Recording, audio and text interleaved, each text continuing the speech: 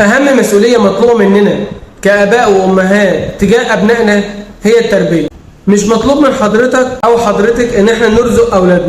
ربنا تكفل بالرزق لكل دابة، وما من دابة في الأرض إلا على الله رزقها. دورنا الأساسي هو التربية، نربيهم على الأصول، على الأخلاق، على العرف، وعلى الدين السليم.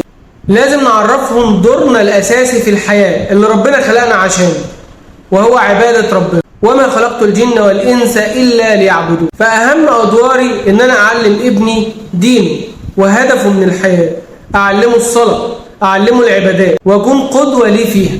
دوري أعلم بنتي الفروض والواجبات، أكون قدوة لها فيها.